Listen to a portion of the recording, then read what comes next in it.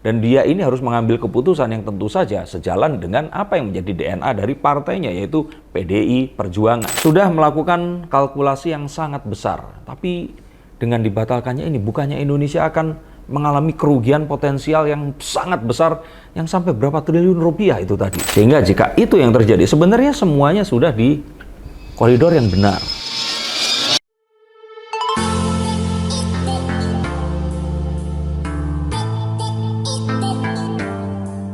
Halo Sensikers, kembali berjumpa bersama saya Denny Darko. Tidak ada yang namanya misteri, yang ada adalah tanda-tanda yang kita semua coba untuk mengerti. Video ini sebenarnya video yang saya suka karena ini cocok untuk para haters, tapi juga untuk para simpatisan juga cocok. Tapi saya akan mewarning dulu, saya disclaimer dulu, ini adalah pendapat pribadi saya. Jika ternyata kalian sependapat, silahkan tuliskan. Nggak sependapat malah lebih bagus, tuliskan juga di bawah sini.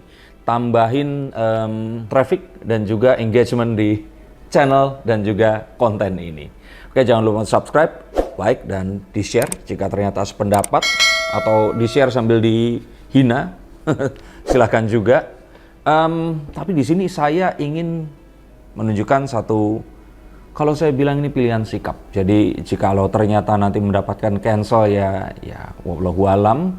Tapi saya rasa di suatu hari nanti orang-orang yang saat ini tidak setuju akan kembali ke konten ini dan akan menunjukkan kalau pilihannya itu salah dan yang benar adalah apa yang saya pilih. Kira-kira apa? Yuk kita akan lihat menggunakan kartu-kartu saya. Saya sudah menonton. Setelah saya menonton, saya menunggu dan akhirnya saya menonton pernyataan dari Mas Ganjar atau Pak Ganjar Pranowo di sini di interviewnya bersama dengan Mbak Nana atau Najwa Shihab. Cukup menarik, lugas, tegas, cukup juga, tidak terlalu lama tapi juga tidak terlalu singkat. Semua pertanyaan yang ada di hati saya itu diwakilkan oleh Najwa Shihab ini tadi. Dan saya kira untuk orang-orang yang mau untuk berpikir dan mendengarkan, maka sebenarnya penjelasannya ini menjadi sebuah jawaban. Walaupun akhirnya keputusan yaitu like or dislike, silakan ya dikembalikan. Tapi semua yang saya tanyakan tentang mengapa dia senekat itu melakukannya, itu terjawab. Dan apakah saya akan tetap mendukung, kita akan lihat di akhir video ini nanti. Tapi yang pasti, yang tidak pernah difikirkan oleh para orang-orang yang sekarang ini marah-marah dan sebagainya, atau kita bilang seluruh bangsa Indonesia saja dulu ya. Masa iya sih cuman gara-gara komentarnya Pak Wayan Koster dan Ganjar, terus FIFA tiba-tiba membatalkan? Itu yang saya kira janggal. Karena mereka ini cuman gubernur. Dan setelah itu pun Pak Jokowi itu sudah memberikan nation guarantee. Secara personal juga oleh presiden ini tadi. Yang Pak Jokowi ini kalau menurut saya bertingkat-tingkat ya di atasnya Pak Ganjar. Gubernur di Indonesia ini kan ada puluhan kan. Jadi masa iya sih pendapat penolakan dari dua orang itu terus kemudian membuat ini semua dibatalkan? Seharusnya kan kalau memang ada hal seperti itu bisa dibicarakan. Ya walaupun di sisi yang lain ada yang bilang kenapa kok ditolak sekarang? Ya itu silakan diikuti dari jejaknya ini tadi, dan silahkan juga menonton penjelasan dari interview Pak Ganjar dan juga Najwa Shihab ini. Dan jika sekarang bertanya-tanya kenapa kok FIFA tidak memberikan penjelasan dengan lebih lugas, kalau menurut saya ada politik luar negeri yang ya walaupun Pak Jokowi di sini mengatakan pisahkan olahraga dan politik, di luar negeri saja nggak dipisahkan. Jadi sebenarnya apa yang dikatakan oleh Pak Jokowi itu sesuatu yang dia juga tahu, itu tidak akan mungkin dilakukan. FIFA jelas berpolitik di sini dalam kaidah luar negeri. Dia sepertinya memang sengaja tidak mengumumkan apa yang membuat ini semua terjadi secara gamblang. Ya kalau dituliskan ditulis, tapi kan nggak dijelaskan. Dan ini sebenarnya adalah sebuah, kalau menurut saya, benefit juga untuk Amerika yang mungkin saja merasa kurang srek dengan afiliasi pemerintahan sekarang yang lebih berafiliasi kepada belahan dunia timur sana. Tapi itu kita bicarakan di konten yang lain. Yang pertama yang ingin saya katakan adalah sebenarnya ini adalah buah si malakama. Dan saya yakin, 100% yakin. Di sini kan ada dua orang yang kesannya ini bertolak belakang. Pak Jokowi mengizinkan, Ganjar di sini menolak. Tapi saya hakul yakin kalau Pak Jokowi jadi Ganjar di saat sekarang dan Ganjar jadi Pak Jokowi, mereka berdua akan melakukan hal yang sama. Loh, kenapa seperti itu? Karena Ganjar di sini ini masih sebagai petugas partai dan dia sebagai gubernur. Yang diurusin itu ya wilayahnya dia, dan dia itu tunduk kepada ya dua hal itu tadi. Tetap ya tunduk dalam artian di sini bukan artinya selalu mengalahkan masyarakat, tapi dia percaya bahwa aspirasi masyarakat ini masuk melalui partai dan disampaikan kepada dia. Dan dia ini harus mengambil keputusan yang tentu saja sejalan dengan apa yang menjadi DNA dari partainya, yaitu PDI Perjuangan. Nah, yang saya lihat di sini adalah Pak Jokowi sebagai Presiden Republik Indonesia tentu saja berpikirnya tidak hanya kepada Jawa Tengah, Bali, tapi semuanya. Dan dia harus mewakili semua orang yang ada di sana. Nah, maka saya katakan jika Ganjar di posisi Pak Jokowi, pasti akan melakukan yang sama. Dan Pak Jokowi jika posisi Mas Ganjar ini tadi juga akan melakukan yang sama. Gimana menurut pendapat kalian? Tulis di bawah sini.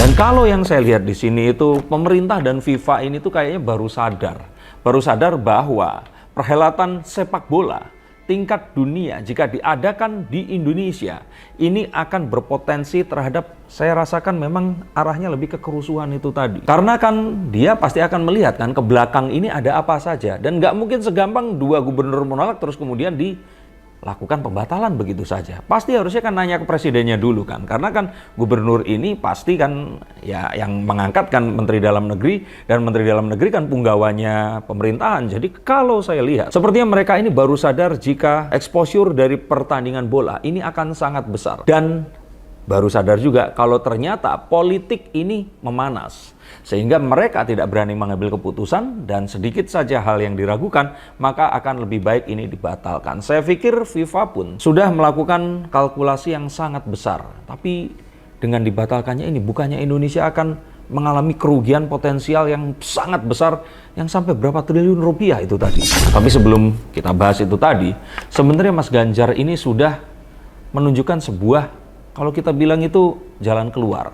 Dengan ya ini pun sebenarnya sudah dilakukan, dan ini sudah saya baca di dalam sebuah konten yang tayang 2 minggu yang lalu. Kejadian ini kan sekitar 10 hari yang lalu, dan itu tayang itu 2 minggu yang lalu. Berarti sekitar 5 hari sebelum adanya penolakan yang dilakukan oleh Pak Wayan Koster dan juga Pak Ganjar Pranowo, yaitu karena Permenlu nomor 3 tahun 2019, maka Indonesia tidak memungkinkan untuk menjamu dan juga memfasilitasi kesebelasan Israel ini tadi untuk bermain di Indonesia. Coba kalian googling, cari tahu. Lah tapi kenapa kok nggak dari awal? Ya tadi saya katakan ini adalah pemerintah yang kalau saya kira juga nggak aware juga tentang hal itu tadi. Dan setelah akhirnya mereka lolos kualifikasi barulah nyadar, dan mereka pun mencoba untuk mencari jalan keluar. Dan jalan keluar ini pun sudah disampaikan juga oleh Mas Ganjar, yaitu dengan mencari negara lain sebagai co-host. Artinya untuk pertandingan khusus kesebelasan Israel ini bisa dilakukan di negara tetangga. Apakah dia di Malaysia atau di Singapura, dan hal ini sudah disampaikan juga. Dan maka dengan seperti itu Indonesia tidak harus melanggar peraturan undang-undang yang mereka rumuskan sendiri, tetapi di saat yang lain juga tetap mengadakan kejuaraan Piala Dunia U20 yang memang sudah digadang-gadang akan diadakan di negara kita. Sehingga jika itu yang terjadi, sebenarnya semuanya sudah di koridor yang benar. Dan ini juga melihat bahwa di Solo itu sebenarnya kan Solo ini juga terkenal dengan beberapa radikalismenya, dan ini merupakan satu ketakutan juga dari seorang Ganjar Pranowo yang merupakan gubernur Jawa Tengah. Maka ini yang memperkuat untuk melakukan penolakan hal tersebut tadi. Di luar, kalaupun ternyata stadionnya belum memenuhi standar internasional dan sebagainya, itu urusan nanti ya. Tapi di sini yang saya lihat adalah keteledoran untuk mengetahui bahwa hal ini seharusnya sudah diantisipasi dari jauh hari. Dan kalau kita lihat dari interview yang dilakukan oleh Mas Ganjar dan Najwa ini, akhirnya partai mengambil keputusan karena selama ini dianggap pemerintah ini belum melakukan satu hal yang jelas terhadap hal tersebut. Apakah menolak atau dilanjutkan? Paling tidak itu yang saya dapatkan. Jika ternyata saya salah atau saya ternyata benar, silahkan tulis komentar di bawah sini. Tapi bahaya tentang radikalisme itu memang rawan adanya. Apalagi di Bali memang sudah terbukti terjadi 2 kali hal itu tadi. Lalu bagaimana dengan elektabilitas Mas Ganjar Pranowo yang langsung menukik tajam? Paling tidak itu yang diklaim oleh banyak orang-orang di sekitarnya. Saya pikir beliau ini sudah tahu resiko itu tadi dan siap untuk menghadapinya. Dan sepertinya hal tersebut tidak menggoyahkan dirinya. Maka setelah menghitung, akhirnya dia memilih untuk patuh terhadap apa yang menjadi DNA dari partainya ini tadi. Saya melihat ini adalah sebuah pilihan. Dan saat dia ditanya oleh Najwa Shihab, dia jelas tidak bermanuver. Saya akan tahu orang yang berbohong atau tidak yakin dengan apa yang diucapkannya. Tapi saya lihat di sini bahwa kesetiaannya kepada PDIP ini masih teguh. Dan jelas bahwa dia tidak mempedulikan elektabilitasnya untuk saat ini. Tapi apakah ini pilihan yang benar? Kita akan lihat pendapat saya nanti. Yang saya lihat juga adalah masyarakat ini sepertinya itu butuh samsak. Karena mereka kecewa dengan satu pesta yang tadinya mau diadakan terus kemudian di-cancel begitu saja. Masyarakat ada banyak lapisannya dan mereka hanya memikirkan pesta ini akan seperti apa. Sedangkan pemerintah melihat hal yang berbeda. Kalaupun ternyata akhirnya Presiden Jokowi di sini memberikan nation guarantee, itu adalah setelah ya akhirnya semua orang udah tahu ya bahayanya akan seperti apa ya. Nah, makanya beliau turun tangan untuk memberikan garansi itu tadi. Dan kalaupun ternyata beliau memberikan nation guarantee, saya lihat beliau pun sepertinya tidak ingin melanggar konstitusi. Dan kalaupun kesebelasan Israel itu akan bermain, saya yakin tidak akan bermain di atas tanah Indonesia. Dan dia akan diarahkan untuk ke co-host atau di negara yang lainnya. Tapi apakah hal itu dikatakan sekarang ini? Saya pikir juga tidak. Karena ya kan keributannya udah jelas. Bad cop-nya udah terjadi. Jadi ya sudah. Akhirnya mungkin partai memutuskan, ya sudah, ini memang harus dihadapi.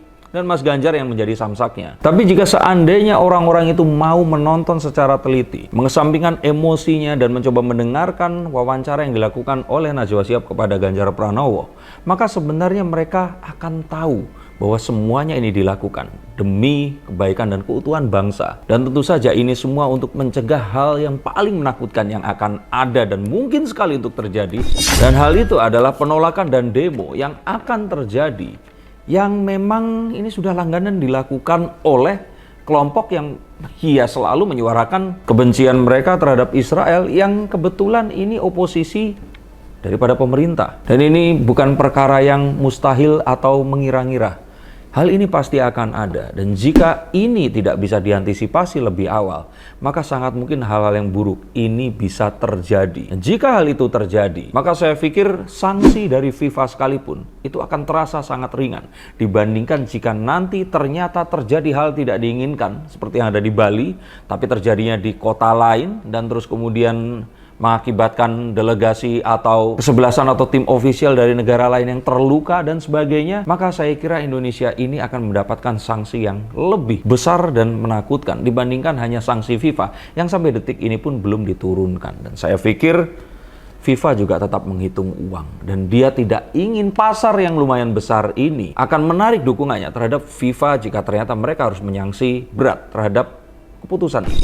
Dan seperti saya katakan, Pak Ganjar ini menunjukkan sikap kepemimpinannya. Dia menjawab dengan lugas, tegas, tanpa ada keraguan. Bahkan sebagai seseorang yang mengamati hubungan antar manusia dan mempelajari cara komunikasi antar manusia, saya melihat bahwa Pak Ganjar di sini memang teguh dengan pendiriannya. Tidak ada satupun keraguan. Dia menyuarakan kejujuran dari dalam hatinya, walaupun itu ternyata membuat jutaan orang tidak menyukainya. Dan ini adalah sebuah modal untuk menjadi seorang pemimpin. Dan dari caranya menghadapi pertanyaan yang dilemparkan, menjawabnya dengan masuk akal, lugas, dan juga tegas. Ini menunjukkan kapabilitasnya menghadapi krisis yang sering ditunjukkan oleh pemimpin besar di seluruh dunia. Saya melihat bahwa Pak Ganjar ini akan mendapatkan kembali dukungannya.